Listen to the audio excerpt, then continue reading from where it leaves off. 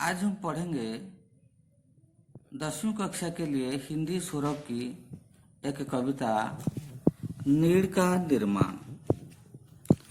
नीड़ का निर्माण कविता के कवि के बारे में हमने पहले वीडियो में पढ़ा था और इसके कुछ पंक्तियां भी पहले वीडियो में हमने पढ़ा था। आज हम यहीं से शुरू करेंगे। बह चले झोंके की कांपे भीम कायाबन भूधर। बह चले बहने लगे। झोंके यानी जो हवा के झोंके, यानी हवा इतनी जोर से बहने लगी कि कांपे भीम कायाबन भूधर। भीम कायाबन भूधर, भीम यानी बड़ा, कायाबन बड़ा शरीर वाला, भूधर यानी पहाड़, कांपे यानी कांपने लगे, हिलने लगे। तो कवि क्या कहना है, एक दिन की बात है, हवा जोर से बहने लगी और इतनी जोर से बहने लगी कि बड़े बड़े पहाड़ भी कांपने लगे यानी हिलने लगे। जब वो भूधर यानी पहाड़ हिलने लगे तो और क्या हुआ, जड़ समेत उखड़ पुखड़ कर गिर पड़े, टूटे बिटप बर। बिटप बर, बर यानी श्रेष्ठ, बिटप वृक्ष, टूटे टूटने लगे। बड़े बड़े वृक्ष भी टूटने लगे। कैसे टूटने लगे, जड़ समेत उखड़ पुखड़ कर। जड़ समेत यानी मिट्टी से, मूल से वो उखड़ पुखड़ कर वो गिर पड़े और उसका जो डालियां वो भी टूटने लगे।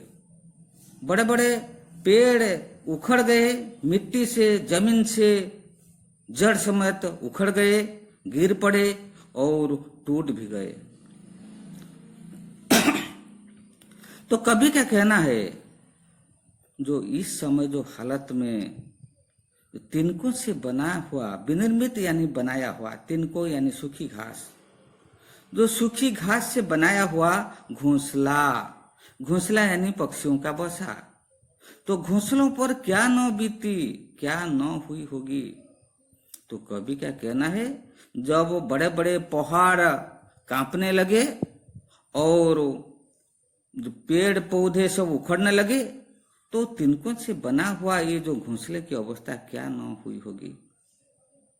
डगमगाए जबकि कंकड़ ईंट पत्थर के महल घर।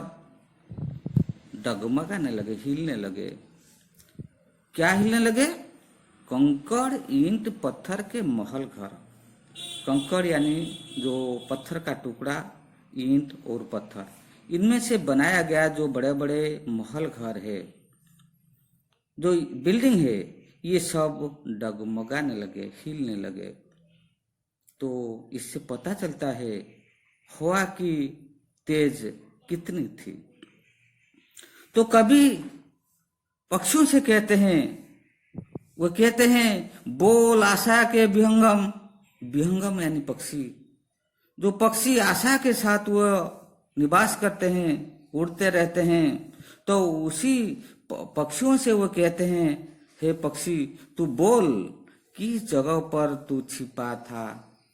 तो भयानक समय में, भयानक विपत्ति में, आंधी में, तूफान में तू किस जगह पर छिपा था। जो गगन पर चढ़ उठा था गर्भ से निज वक्ष फिर। तो इस समय आसमान में, जो आसमान के वक्ष पर चढ़ उठाता यानी उड़ता रहता है, गर्व के साथ उड़ता रहता है, निज वक्ष फिर अपना वक्ष में गर्भ धारण करके यानी गर्व के साथ वो उड़ता रहता है। और वो नीड़ का निर्माण फिर, नेह का आह्वान फिर। वो क्यों उड़ता है, क्योंकि नीड़ बनाने के लिए, अपना घोंसला बनाने के लिए वो फिर आसमान में उड़ता रहता है। और जब निर्माण करने के लिए जो पक्षियों में जो आग्रह बनता है, तो आनंद के साथ वो फिर अपना नीड़ का निर्माण काम में लग जाता है। क्रुद्ध नभ के वज्र दंतों में उषा है मुस्कुराती। क्रुद्ध यानी जो भयानक, यानी जो नाराज, क्रोधित, नभ यानी आसमान आकाश, क्रोधित आकाश के जो वज्रदंत यानी भयानक जो विपद है, जो तूफानी है, जो बादल, आंधी, तूफान जो गरजता है, ये सब बिजली गरजता है, ये सब जो भयानक विपद है, उसी भयानक विपद के नभ से उषा मुस्कुराती है, हंसती है, यानी उषा का भी दर्शन हुआ। घोर गर्जन भय गगन के कंठ से खग पंक्ति गाती। घोर गर्जन भय गगन के, जो गगन यानी आकाश जो घोर गर्जनमय था, उसी घोर गर्जनमय आकाश के कंठ से खग पंक्ति गाती, यानी जो खग पंक्ति, चिड़ियों की पंक्ति, चिड़ियों का दल, वह गाती हुई नजर आती। कवि ने देखा इस समय कुछ पक्षियां वो गाती हुई आकाश में उड़ती रहती हैं। और इसके साथ साथ कवि ने यह भी देखा कि एक चिड़िया चोंच में तिनका लिए जो जा रही है, एक चिड़िया भी अपने चोंच में तिनके लिए जा रही है। तिनका यानी सूखी घास को लेकर वह उड़ रही है, क्योंकि अपना घोंसला बनाने के लिए। और वह सहज में ही पवन ऊंचास को नीचा दिखाती। ऊंचास पवन, कई प्रकार जो पवन होता है, भयानक पवन होता है, वह पवन को नीचा दिखाती है, खातिर नहीं करती है। यानी वो ऊंचास पवन को, भयानक पवन को खातिर न करती हुई वह आसमान में उड़ती रहती है, और उसके चोंच में एक तिनका है जो अपने घोंसला बनाने के लिए वह ले जा रही है। नाश के दुख से कभी दबता नहीं निर्माण का शोक, प्रलय की निस्तब्धता से सृष्टि का नवगान फिर नीड़ का निर्माण फिर नेह का आह्वान फिर।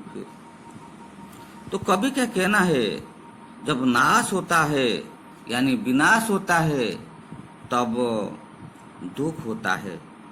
विनाश के समय संसार में प्राणियों को दुख होता है, और जब ये दुख का समय चला जाता है, प्रलय चला जाता है, तो इसके बाद संसार में निर्माण का कार्य शुरू हो जाता है।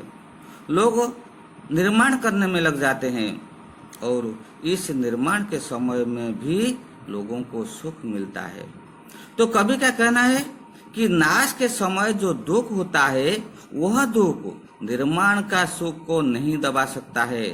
यानी निर्माण करते समय जो सुख मिलता है, वो दुख से भी बढ़कर है। और प्रलय की निस्तब्धता से सृष्टि का नवगान फिर जब प्रलय होता है, उसी समय संसार निस्तब्धता में रहता था। और ये जो निस्तब्धता के बाद यानी प्रलय के बाद फिर सृष्टि का नव निर्माण होने लगे। सारा संसार निर्माण करने का गीत भी गाने लगे, खुशी से गाने लगे, और वो अपने काम में लग गए। तो ये सृष्टि का नवगान फिर नया सृष्टि का निर्माण होने लगे, लोग खुशी से गाने लगे। इसी प्रकार नीड़ का निर्माण फिर नेह का आह्वान फिर। तो कवि का कहना है, जब नीड़ का निर्माण होता है तो आनंद के साथ, प्यार के साथ नीड़ का निर्माण होता है। तो इस कविता में कवि का उद्देश्य है, जो संसार में दुख आता है, फिर भी मनुष्य को इसे पार कर जाना है, दुखों को सामना करते हुए आगे बढ़ना चाहिए। तो यही तो होता है जीवन, यही होता है जीने की कला। इसीलिए मनुष्य को जीना चाहिए। इसी प्रकार कविता के माध्यम से कवि यही बात बताना चाहते हैं।